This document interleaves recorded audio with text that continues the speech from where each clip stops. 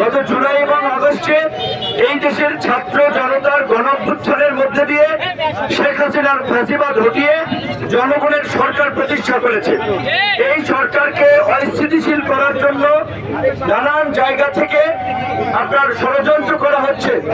আপনারা জানেন যে এই সরকার ক্ষমতায় থাকতে বাংলাদেশকে ভারতের একটা পুতুল রাষ্ট্রে পরিণত করার চেষ্টা করেছিল, যার ফলে তারা ক্ষমতায় এসে প্রথমেই পিলখানার এই কথিত বিডিআর বিদ্রোহের নামে এই দেশের দক্ষ মেধাবী সামরিক অফিসারদেরকে হত্যা করেছে।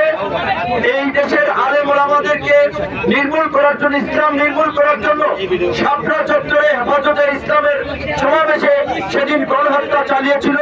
এই পিলখানার হত্যাকাণ্ড, শাপলা চত্বরের হত্যাকাণ্ড ঘটার মধ্যে দিয়ে এই সরকারের দুঃসাহস এতটাই বেড়ে গিয়েছিল, পরবর্তীতে প্রতিটি গণতান্ত্রিক আন্দোলন সংগ্রামে বিরোধী দলের নেতা কর্মীদের উপরে হামলা মামলা করে, গুম খুন করে তারা একটা একদলীয় শাসন কায়েম করেছিল।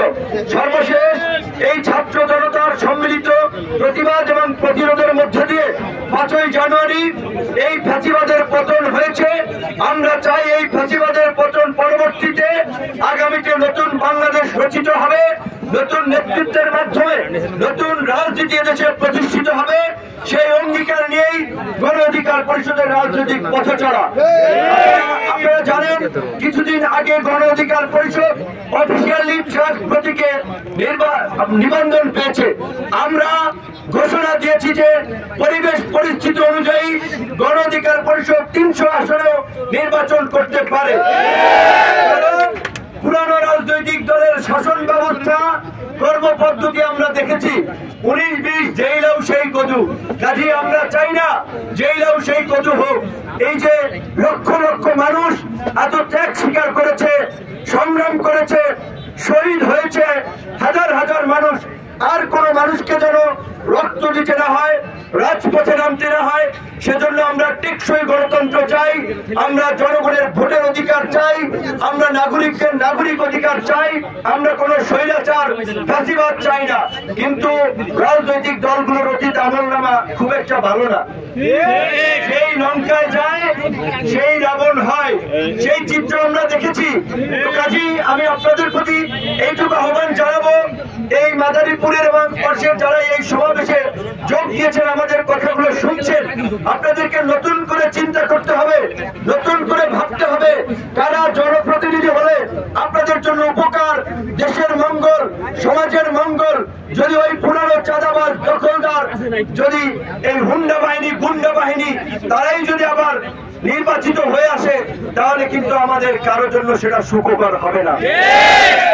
আপনাদের সামনে পরিবর্তনের সুযোগ এসেছে, আপনার হাতে ক্ষমতা রয়েছে, আপনাকে সিদ্ধান্ত নিতে হবে আপনি কাকে ভোট দিবেন, আপনি কাকে নির্বাচিত করবেন।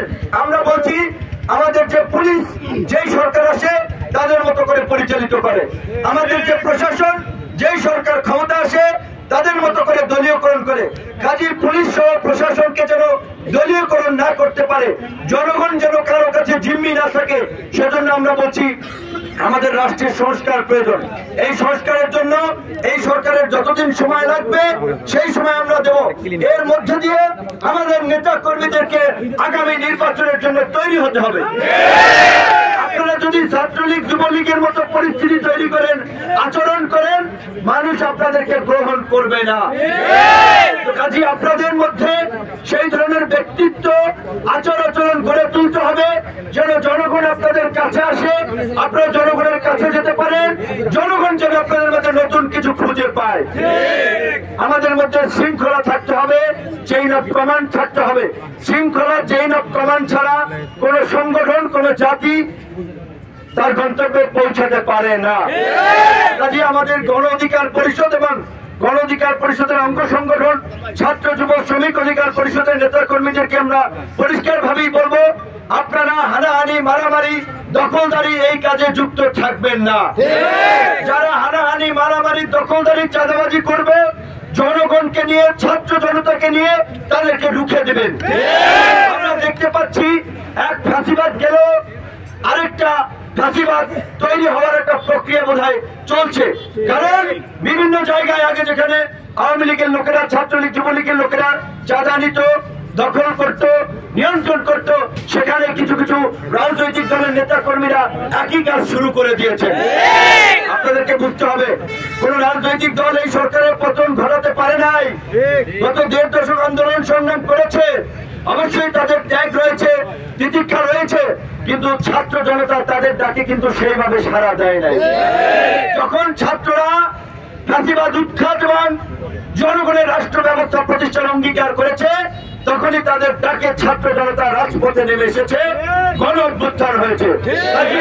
আগামী রাষ্ট্র পরিচালনায়, আগামী রাষ্ট্রনীতিতে, রাজনীতিতে যেন তরুণদের অগ্রাধিকার থাকে, তরুণদের নেতৃত্ব থাকে, সেই জন্য আপনাদেরকে কাজ করতে হবে।